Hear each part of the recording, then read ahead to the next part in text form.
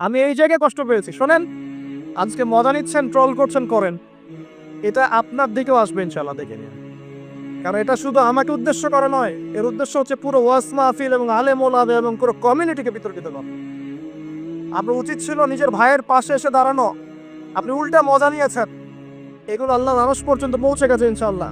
আল্লাহ পাক কাচিরাই এর ফলাফল নাজিল করবে ইনশাআল্লাহ। 3 নাম্বার, আপনি যদি একজন বক্তা বা আলেমকে বিতর্কিত করতে চান, দুইটা ইস্যু লাগবে আপনার। এক, নারী কেলেঙ্কারি, দুই, অর্থের কেলেঙ্কারি। আল্লাহ রাসূল একটা সুন্নাত, তিনি বদদুয়া করেছেন, হাত তুলে তুলে বদদুয়া করেছেন, আল্লাহ অমুককে দেখে নিও, তমুককে দেখে নিও, তমুককে দেখে নিও। আজকে আমি মাজলুম, আমরা মাজলুম, শুধু সেই বদদুয়া আল্লাহর কাছে করেছে।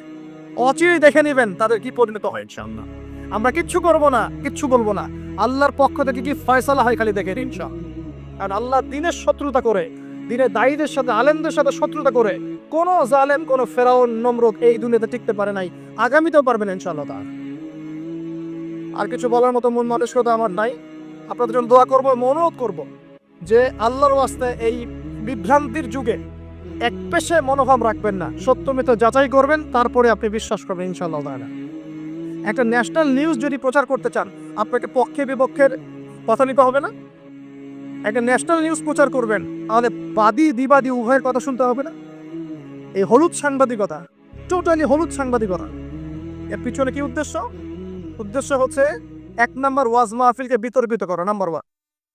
1 নাম্বার উদ্দেশ্য ওয়াজ মাহফিলের যে চলমান সিলসিলা বাংলার মাটিতে চলছে, এই চলমান সিলসিলাকে বিতর্কিত করা একটা প্রধান উদ্দেশ্য 1 নাম্বার। 2 নাম্বার, ওয়াজ মাহফিলে যেসব বক্তাদের মাহফিলে বেশি মানুষ আসে, এই বক্তাদেরকে জাতির সামনে এই বিতর্কিত করে উপস্থাপন করা। 2 নাম্বার। 3 নাম্বার, আপনি যদি একজন বক্তা বা আলেমকে বিতর্কিত করতে চান, দুইটা ইস্যু লাগবে আপনার। 1, নারী কেলেঙ্কারি, 2, অর্থের কেলেঙ্কারি। মারও খেলাম আমরা, জুলুমের শিকার হলাম আমরা, টাকার জন্য যদি আমরা মাহফিল করতাম, আজকে আমার আজকে 10তলা বাড়ি থাকতো। একদিনে চাইলে আমি 10টা মাহফিল করতে পারতাম। টাকার জন্য যদি আমরা কাজ করতাম, দিনের কাজ, তাহলে আমার নামে শত শত বিঘা জমি থাকতো।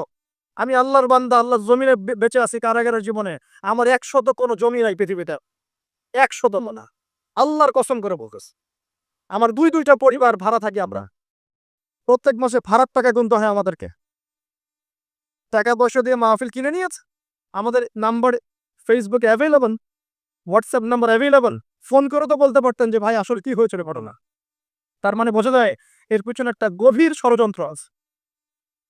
ষড়যন্ত্র 1 নাম্বার, আলেম ওলামাদের অবস্থা কিন্তু দেশে ভালো নয়। ষড়যন্ত্র 1 নাম্বার হচ্ছে হকপন্থী আলেম ওলামাদেরকে সমাজ থেকে মাইনাস করে দেওয়া একটা উদ্দেশ্য 1। 2 নাম্বার, ওয়াজ মাহফিলকে বিতর্কিত করার একটা উদ্দেশ্য। 3 নাম্বার, যেসব বক্তাদের ওয়াজ মাহফিলে বেশি মানুষ আসছে, জনগণ শুনছে, আমল করছে, ইসলামের একটা ফ্লো সৃষ্টি হচ্ছে, এই মানুষদেরকে সমাজে বিতর্কিত করে দেওয়া। এবং এই কাজগুলোর মধ্য দিয়ে কারা তাদের এজেন্ডা বাস্তবায়ন করছে আপনারা খুব ভালো করে খেয়াল করে না। আর কিছু আছে চিলে কান নিল টাইপের মানুষ, যা দেখবে অনলাইনে, যা আসবে দেদারসের প্রচার করা শুরু কর। তুমি যে মিডিয়া, তুমি যে ফেসবুকে ইউটিউবিং করছো, ফেসবুকিং করছো, কখনো কি আমাকে জিজ্ঞেস করেছিল, আমাদেরকে জিজ্ঞেস করেছিল ভাই কি হয়েছে আপনাদের সাথে? তুমি এক পক্ষের কথা শুনে গালিগালাজ করছো, চরিত্র নিয়ে কথা বলছো। তোমাদের জন্য 2টা নসিহত করে শেষ করবো, জাস্ট 2টা। 1, নবী সাল্লাল্লাহু আলাইহি ওয়াসাল্লাম বলেছেন, কাফা বিল মারই কাযিবান ওয়া হুয়া ইয়াকুলু কুল্লামা সামিআ। কোন ব্যক্তির মিথ্যাবাদী হওয়ার জন্য এতটুকুই যথেষ্ট যে সে যা শুনবে যাচাই বাছাই না করেই তা প্রচার করা শুরু করে। 1।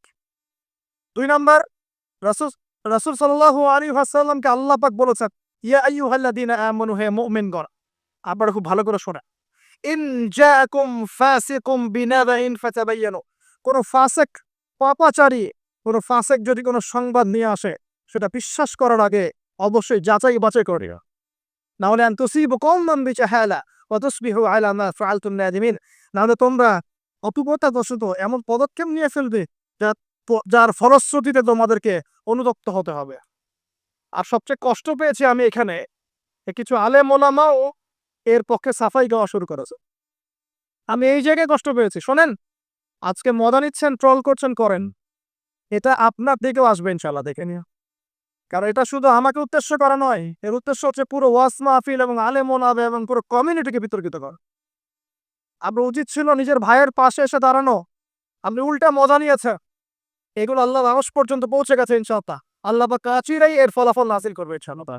শুধু এতটুকু বলছে, আল্লাহর কাছে হাত তুলে দোয়া করছে, আল্লাহুম্মা ইন্না নাজআলুকা ফি নুহুরিহিম ওয়া নাউযু বিকা মিন শুরুরিহিম। আল্লাহুম্মা আকফিনিহিম বিমা শি'তা। আল্লাহুম্মা মুনজিলাল কিতাব ওয়া সারি'আল হিসাব ইহজিমিল আহজাব। আল্লাহুম্মা ইহজিমহু ওয়া জালজিলহু। এই দোয়ার অর্থ যারা বুঝবেন জেনে নিয়েন যে আমি কি দোয়াটা করেছি। আমি আল্লাহর কাছে দোয়া করছি, আল্লাহ পাক সত্যের পক্ষে থাকেন, মিথ্যার বিপক্ষে থাকেন। এখানে ইসলামের বদনাম হয়েছে, আলেমের বদনাম হয়েছে, এবং আল্লাহর দ্বীনের দায়ীদের গায়ে আঘাত এসেছে, ইউটিউবারদেরকে আঘাত করা হয়েছে, এবং মিথ্যা প্রপাগান্ডা চালিয়ে চরিত্র হনন করা হয়েছে। আল্লাহর কাছে দোয়া করছে আল্লাহ পাক যেন একাই এই জালেমদের বিরুদ্ধে আমাদের পক্ষে যথেষ্ট হয়ে যান ইনশাআল্লাহ। আমরা দোয়া করছি আল্লাহ পাক যেন এদের এবং আমাদের মাঝখানে ফয়সালাকারী হিসেবে আল্লাহ পাকই যথেষ্ট থাকেন ইনশাআল্লাহ। আল্লাহুম্মা মুনজিলাল কিতাব, আল্লাহ পাক কিতাব নাজিলকারী, সারি'আল হিসাব, দ্রুত হিসাব গ্রহণকারী, ইহজিমিল আহজাব, এই জালেমদের এই দলটাকে আল্লাহ পাক ভেঙে দিবেন ইনশাআল্লাহ। আল্লাহুম্মা জালজিলহুম, আল্লাহুম্মা ইহজিমহুম ওয়া জালজিলহুম। আল্লাহ আমাকে এদেরকে বিধ্বস্ত করবেন, এদের পাগুলোকে ভূমিকম্পের মতো কাঁপিয়ে দিবেন ইনশাআল্লাহ তাআলা। নবী সাল্লাল্লাহু আলাইহি ওয়াসাল্লাম, লাস্ট কথা, নবী সাল্লাল্লাহু আলাইহি ওয়াসাল্লামের উপর অত্যাচার আসলে তিনি দুই রকম সুন্নত দেখিয়েছেন। এক, তিনি মাফ করে দিয়েছেন, যদি ওরা ক্ষমা চাইতো আমি মাফ করে দিতাম।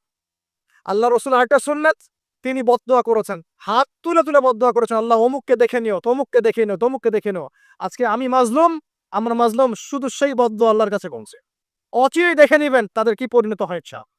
আমরা কিচ্ছু করব না, কিচ্ছু বলবো না, আল্লাহর পক্ষ থেকে কি ফয়সালা হয় খালি দেখে নিচ্ছা। আর আল্লাহ দিনের শত্রুতা করে, দিনের দায়ীদের সাথে, আলেমদের সাথে শত্রুতা করে কোন জালেম, কোন ফেরাউন, নমরুদ এই দুনিয়াতে টিকতে পারে নাই, আগামীতেও পারবে না ইনশাআল্লাহ তাআলা। আর কিছু বলার মতো মন মানসিকতা আমার নাই। আপনাদের জন্য দোয়া করবো, অনুরোধ করব যে আল্লাহর ওয়াস্তে এই বিভ্রান্তির যুগে এক পেশে মনোভাব রাখবেন না, সত্য মিথ্যা যাচাই করবেন, তারপরে আপনি বিশ্বাস করবেন ইনশাআল্লাহ তাআলা। আর বিশ্বাস করবেন আল্লাহর পথে দায়ী আলেম, মুহাদ্দিস, মুফতিরা কোনোদিনও দিনের অকল্যাণে কোনো